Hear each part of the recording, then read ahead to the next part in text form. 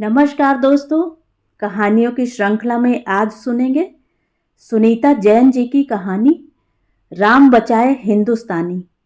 लेकिन उससे पहले मेरा आपसे विनम्र अनुरोध है कि अगर मेरे द्वारा सुनाई हुई कहानियाँ आपको अच्छी लगती हैं तो मेरे चैनल को सब्सक्राइब ज़रूर करें, लाइक करें और अपने दोस्तों और परिचितों में शेयर भी करें।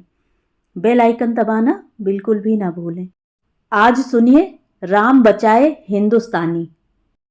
चिरंजीव विद्यार्थी उद्योग मना अमेरिका चले तो बहुत से लोगों ने बहुत से उपदेश दिए। सिर पर हाथ फेरकर मां बोली, बेटा ठंड से बचना। मुंह दूसरी ओर फेरते हुए पिता ने कहा, भैया शराब उराब न चखना। बड़े भैया ने सुझाया, सड़कों पर लूट खसोट होती रहती है, रात में अधिक अकेले न घूमना। दीदी आई तो बोली, देख चावल आलू उबाल कर खा लियो, पर मीट वीट मत शुरू करना। चाचा ने फुल बूट अवश्य खरीद लेने की याद दिलाई और मौसी ने एक मफलर बुनकर दिया। चलने लगे तो रंगीले दोस्तों ने चुटकी ली, यार बड़ी चालबाज होती हैं, गोरी छोकरियों से संभल कर। विद्यार्थी जी सबकी सुनते और गांठ बांधते चलते। आखिर विदा तिथि आई और कुछ झेंपते मुस्कुराते, कुछ उदास, गले में फूल मालाएं, कंधे पर झोला लटकाए, हाथ हिलाते चल दिए मुंबई से।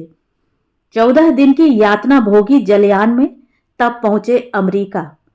रूखा चेहरा, बढ़ी हुई दाढ़ी लिए। सोचा था गोरों के देश चले, यहां बात ही और है। जिधर देखो काले ही काले, पोर्टर काले, चेकर काले, टैक्सी ड्राइवर काले, सड़कों पर लोग भी अधिकतर काले।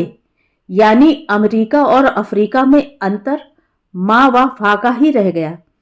खैर, जय हो जीजा जी की कि लेने आ गए, नहीं तो विद्यार्थी जी खोए खोए जा रहे थे भीड़ में।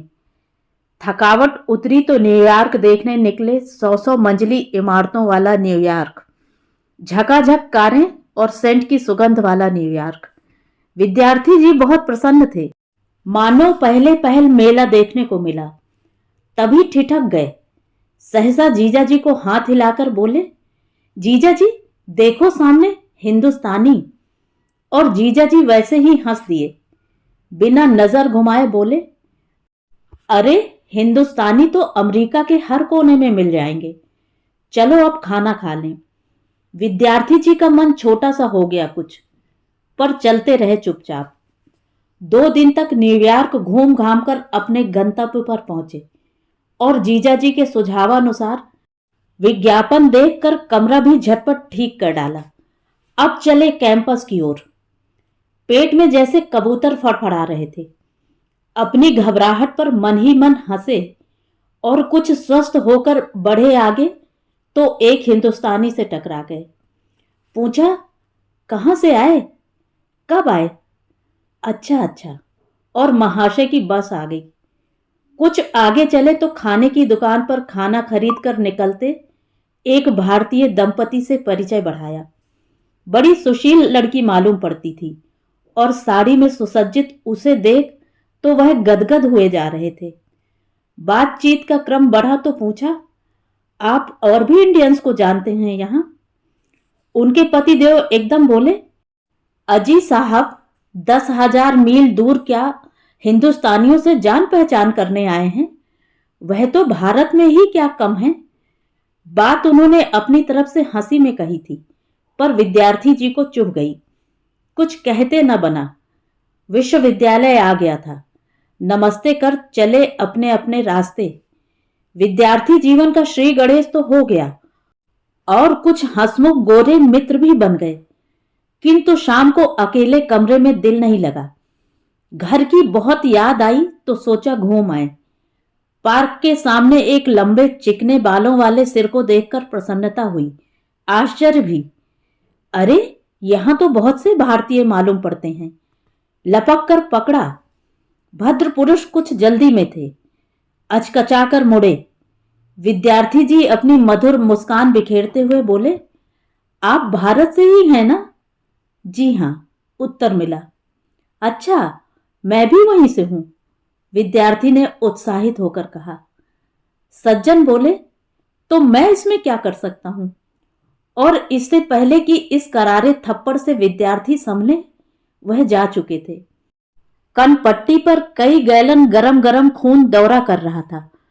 हृदय गति भी बिगड़ गई बेचारे विद्यार्थी की। एक आध कटु वचन मन ही मन कह डाले और रेस्तरां में कॉफी पीने पहुंचे। किसी तरह कड़वाहट हटे मुंह की। समाचार पत्र खरीद लिया था और उसी में खोए बैठे थे विद्यार्थी जी। पीछे से बातचीत की आवाजें आईं। क्यों कृष्ण, आज फिर लेट? कैसे? क्या बताऊं शिव, नया सेमेस्टर क्या शुरू हुआ, मुसीबत आई। इन हिंदुस्तानियों के मारे नाक में दम है। पकड़ लिया एक ने रास्ते में, बड़ी कठिनता से पीछा छुड़ाया। हो करते हुए बोला दूसरा, अच्छा क्या कह रहा था? बस वही एक समस्या है ना सबकी। सस्ता कमरा कहाँ मिलेगा, हिंदुस्तानी खाना कहाँ खा सकते हैं, यह कहाँ है वह कहाँ है। अरे हाँ, मुझे भी मिला था एक कल, कोई गुजराती था बंबई का, ले गया घसीट कर अपने कमरे में और बातें क्या शुरू की। बड़ा होम सिक हूं मैं यहां पर, मेरे 2 बच्चे हैं, बीवी है, महंगाई की वजह से बुला नहीं सकता उन्हें। फिर फोटो वोटो दिखाकर बोर करने लगा, तो भागा मैं क्लास का बहाना बनाकर। हाँ भाई, पता नहीं कहां कहां से चलकर आ जाते हैं यह लोग यहां पर, सहानुभूतिपूर्ण उत्तर दिया कृष्ण ने। विद्यार्थी अपने स्थान से उन्हें देख सकता था और वह लोग उसे नहीं देख सकते थे। बीच में किताबों का घूमने वाला स्टैंड रखा था। कॉफी का स्वाद एकदम किरकिरा हो गया।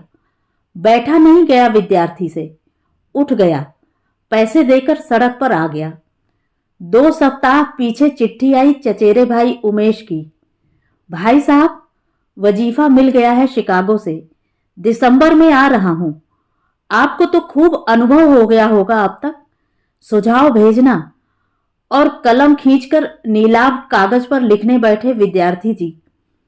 भाई उमेश, और सब बातें बताने वाले तो तुम्हें वहां भी बहुत हैं।